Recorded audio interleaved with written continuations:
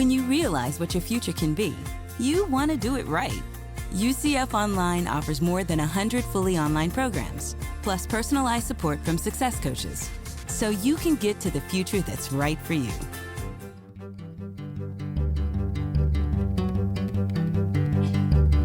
From the University of Central Florida's Center for Distributed Learning, I'm Tom Cavanaugh. And I'm Kelvin Thompson. And you are listening to Topcast, the teaching online podcast. Happy holidays, Kelvin. Season's greetings there, Tom. Yes, season's greetings. Although there are lots of seasons. There's lots of greetings. And there are lots of greetings. And I guess there are many holidays, right? But everybody knows what we're talking about. It's that special time of year. Yeah, that's right. We wrap up one calendar year and you kick off the other, and maybe your institution is fortunate enough to close for a little brief period of time. For a few hours, you know, that famous, Scrooge to Bob Cratchit. And all the more early the next day. That's right. So just an excuse for picking a man's pocket every December 25th. Yeah. All right.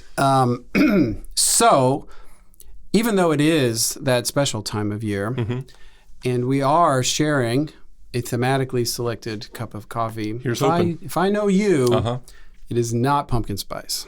It's not. That's true. It is not pumpkin spice. This is not a flavored coffee per se at all.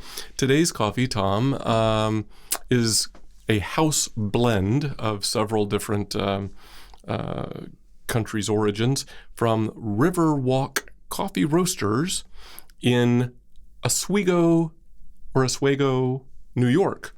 Oswego being the podcasting home of our colleagues Rebecca Mashter and John Kane over at the Tea for Teaching podcast. And this coffee was hand-delivered by John and Rebecca. Hand-delivered? Yes. At the OLC Accelerate Conference? At the recent OLC Accelerate Conference. That's awesome. Wasn't that nice? Yeah, I've had that experience of walking around a conference venue and having people randomly shove coffee beans at me. It's lovely. It's a pleasant experience. Yeah. Well, thank you, Rebecca and John. Kind of depends on the coffee, but yes, generally speaking. And the person. But in this case, we're glad and grateful. Whether they're pelting you with it or not. But yes, it was very nice in the case of Rebecca and John. Yeah.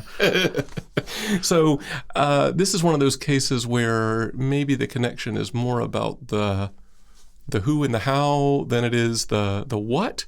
But can you decipher a connection to today's topic in this cup of coffee? And what do you think of the cup of coffee? I liked coffee. It's good. As far as the connection goes, so the closest I'm coming is that today is a podcast all about the online learning community and the people in it. And House Blend, is that the name you said? So House Blend, so everybody's in the house today. Something like that. Yeah, that works. That's exactly the direction I was going. That is right on. So this is the episode that we've been building up for a little while, that we've been sort of colloquially referring to as our call-in show, although there were no telephones involved. That's right. So you want to tell everybody about today's episode? Yeah, so we have kind of a tall order, I think, for today's episode. So we're going to try in close to 30 minutes to put a button on 2022 and prepare for 2023 in our field of online education. And as we were talking before we hit record, we are hoping for a COVID-free 2023. Yeah, that's the plan. Here's hoping. Here's hoping. So, Kelvin, you might recall not too long ago, we did ask for our listeners' thoughts on how to make sense of 2022 and prepare for next year, 2023, in this field of online blended digital teaching and learning. And we said these might take the form of aspirations, predictions, reflections, or even just observations. That's right. And we would like to feature several of the submissions that we received. Glad to have any at all. Yeah, we got a lot. And we're going to feature some. And some of these are audio recordings, and a couple are written comments, which Tom will do in at least one funny voice. And I will do in my regular voice, just for contrast. Fortunately, my regular voice is funny. Okay, there we go. So we will read or play a submission, whatever's appropriate, and then we'll take a moment or two to react to the thoughts expressed, and we'd encourage you to reflect dear listeners, on what is said as well. See if you agree with us, see if you have other thoughts, and think along with us and see how we can make sense of 2022 and prepare to be even more effective in our field in 2023. And along the way, we might even have some guest voices that we've collected. Little season's greetings from our colleagues might just pop up here and there too. Little holiday surprise for all of our Topcast listeners. A little gift. That's right. From the community.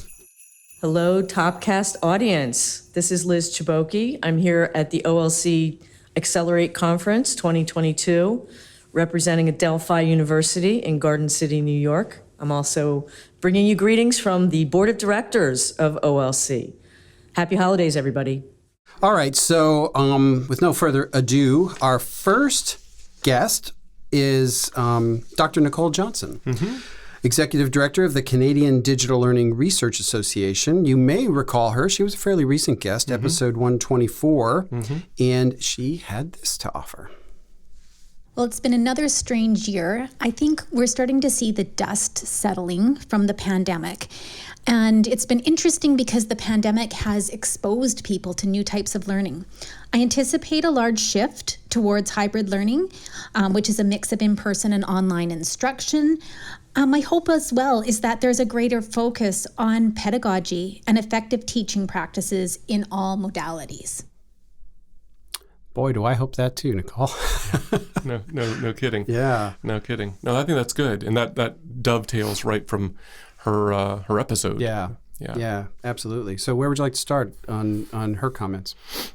Well, maybe let's start in reverse. I think, what she said at the end about effective teaching practices and pedagogy, that kind of aligns with what we've been saying for a while about quality, or kind of reinforcing quality. Like there are effective teaching practices, there are research-based teaching practices, there's a overt emphasis on intentional design, thoughtful teaching, pedagogy, and I think that's really good. And then we could talk about hybrid as well if you want. But. Yeah, so that's kind of where I was going to go is to talk about hybrid. And it's consistent with what you and I have been saying for a long time. And I kind of quote you, where the future is blended. And I think you were even saying that before the pandemic. But I think it's even more true since the pandemic, since everybody got sort of a taste of online and remote teaching technologies. A lot of people want to keep using them even when they come back into the classroom. And I think we're going to see these new kinds of experiments and the flexible modalities, whether it's an asynchronous or synchronous. I think it's going to continue to evolve, but I think Nicole's right about that hybrid learning. Yeah, I think that's exactly right. And if listeners haven't heard our episode on the Chloe 7 report, that's a theme from at least a theme we picked up in the Chloe 7 report as well. Lots of things we're hearing that way. I totally agree. Hey, it's Clark Shaw Nelson with the University of Maryland School of Social Work, wishing you and yours a fantastic 2023, full of high-quality online learning, online teaching, and everything good for you and your family and community. Shall we try another piece of input from another colleague? Let's try. This one's written, right? This is a written one, and this is written from our colleague, Dr. Stephen C. Ehrman, who is the retired Vice Provost for Teaching and Learning from George Washington University. And Steve was a guest back on episode 116. Some insights from his Threefold Gains book was featured on that. Steve was brief. He said, I don't know if I can pull off the funny voice thing, so I'm just going to read I'm going to use my funny voice, the natural one. He said that we should all use increased student demand for online as a spur to improvement, not retreat. Is a succinct statement there. Student demand for online as a spur to improvement, not retreat. I thought that's insightful. That's interesting because, honestly, we've seen increased demand, and my instinctive reaction is to lean into that, not to retreat from it. Yeah, that's right. But I imagine there are some schools that maybe didn't have online as a core part of their strategic plan. who probably need to reassess that now. And you certainly hear things, right? The sort of the pendulum swing metaphor that, and I suspect that you're right. It's probably in context where there was not existing thoughtful implementation of online infrastructure and so forth. And so there's a student demand, and it's kind of like these students want easy, or they want something, they're being unrealistic in their demands for online. And so what we really need is quality, not online. I think I hear that sometimes, and I think that's what I hear a little bit in Steve's comment, that if you retreat from online in the face of this demand, well, one, I'm not sure I agree with that, unless you're really leaning into some value proposition of the in-person small liberal arts school or something, maybe. I think there's something else implicit in there too, which is something that I totally agree with. It's that in every challenge there is an opportunity. Yes. And so we're facing a challenge with increased demand, maybe without adequate resources. But within that is opportunity. And I'm not talking about even like opportunity to make money, right? Because sometimes that tends to crowd out other advantages to online learning. But I'm talking about opportunity to better serve students, to better accomplish the mission of your institution, to provide more access. And I think that's what he's kind of hinting at a little bit, although he is sort of talking a little bit more about maybe quality with his word improvement. Yeah, I think that's right. I mean, this is our take on Steve's comments, and Steve, if we got it wrong, please do reach out and tell us. I mean, the point of these contributions was to sort of just spur discussion, right? That's right. Yeah. That's exactly. And improvement. That's right. That's right. Because goodness knows we could use some improvement here. Yeah, that's right. Every day. Mm-hmm. Hi, everyone. Betty Jo Boucher from National Louis University, wishing you the best of the holiday season and Happy New Year.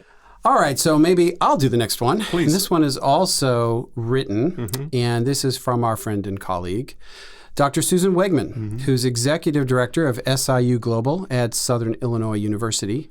And you may remember Susan. She was a guest twice officially on the show, episodes 55 and 79, and once unofficially, where she was a mystery woo. A mystery woo. Yeah. Are you requesting to bring back the mystery woo feature, Tom? I am categorically not requesting that. Because it could happen. Yeah. You could speak it out into the universe, and it could happen. Yeah, so she kind of gives it some context of coming out of the lockdown in 2020, the rebound reactions of 2021, the bounce back of 2022 and 23, and she says she's considering questions about online learning like, how can our LMS flex to accommodate face-to-face, hybrid, blended, and asynchronous online courses? And what is best for our students? And who are our students? So there's a lot packed in those really three sentences. I agree. Maybe the first thing I'll say is that she also touches on this blended hybrid thing that Nicole talked about. I agree. But then she ends with this very existential sort of button of like, who are our students? Yeah. Why are we here? What's it all about? Yeah. Alfie. Yeah. Yeah, I think that's right. And I don't know that we sufficiently commented on this in our response to Nicole's segment, but you could hear what Nicole said and what we said as just hybrid as a particular course modality. But we've certainly spoken previously, and so let's go on record here as well. It's not just about that. It's about a blended or hybrid experience across multiple modalities, right? A student experience is made up of combinations of online experiences and hybrid experiences and in-person experiences, whether those are courses, student services, and so forth. And I think we hear that resonated with here in Susan's comments. Yeah, I think that's right. I do too. Yeah, and she also anchors it back into and what is best for our students, which is kind of what we just talked about with Steve's comment. Yeah, that's right. And the opportunity is what's best for the students. That's right. And maybe to unpack that last one, that existential question a little bit more, we've certainly talked about this recently, even as recently as a couple episodes back from this one, when we discussed the alternative credentialing, non-credit, especially non-credit to credit pathways, that it's not just your go to college one time and then leave college and that's it, but maybe the 60-year curriculum that's right. thing. Yeah, that's right. Who are our students? Maybe we need to think differently about who our learners are. So that's worth pondering. It is. It is. I've talked about this before on the podcast and also in public. But the idea of thinking of the university like an elephant with the three blind men that touch the elephant, and the three blind men are maybe students, right? But they each get a different impression of what the university is because of the way they access it. So whether you're an 18-year-old, traditional high school student living in a dorm, or you're a continuing education, adult taking non-credit courses, or you're 4 states away taking an online program as a single mom or something, you're all very different students to Susan's point about who are our students, but they're all interacting with the same university. Yep. And then the university needs to be, if that's part of that mission, flexible enough to meet each of the students where they are and offer programming and academic programs that meet that demand. Yeah, well said. That's exactly right. If we're to remain relevant, that's exactly right. Hey, Topcast. This is Mary Nemec. I am with the OLC Board of Directors and happily retired now. So everybody, enjoy the holidays and as I regenerate into my retired self. Shall I introduce the next one? Please. So another not too long ago guest wrote in or called in or recorded in. Sent in a recording, and that was Katrina Ware, who is a senior learning experience designer at WGU Labs, and she was a guest, you might remember, on episode 122. And here's Katrina. As the year winds down, it seems to me like higher ed is still trying to figure out where online learning fits into its long-term strategy in the wake of COVID-19. So in 2023, I hope higher ed figures out how to lift up student voices around this and other institutional questions and responds with timely, meaningful change to meet those students' needs to become a more inclusive environment. Timely, meaningful change. More inclusive change. Yeah. Again, it centers back on the students. Yeah, which I'm really pleased to hear that as a theme emerging in these comments, because I think it's the right place for us to anchor on. Right, is the students, and that's what Katrina's getting at there. I think that's right. I do think though we even saw this. I think even as we're recording this at the fairly recent OLC Accelerate 2022 conference.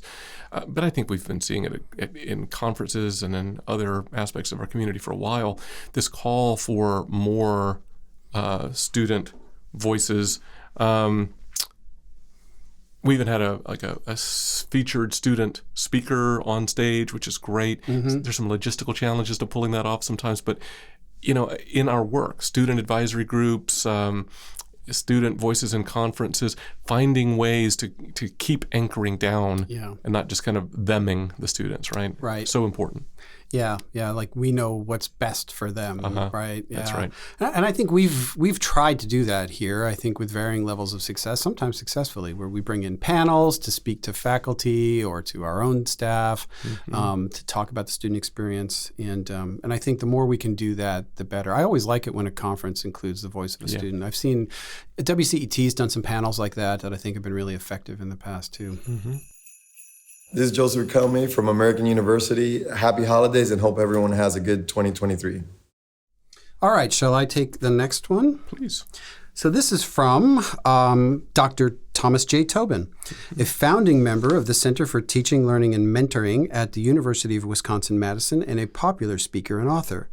Tom's not been a guest on Topcast previously, but maybe in the future. Yeah, we should include him. Tom's a good guy. We've interacted a number of times through the years and read some of his stuff, and he's a really engaging colleague. Yeah, absolutely. So let's hear what Tom has to say. A significant amount of learning takes place outside of the formal times and spaces of class meetings. In 2023, we'll be paying more and more attention to how we structure, support, and style things like homework, study sessions, practice experiences, and spaces for informal interaction and inquiry. Watch for intentional ways that demystify the hidden skill tree of being a technology-mediated learner. I hope that all of you Topcast listeners will enjoy an engaging and meaningful new year. Be safe and well. Thanks. That's awesome. Yeah, thank you, Tom. Again, back onto the students.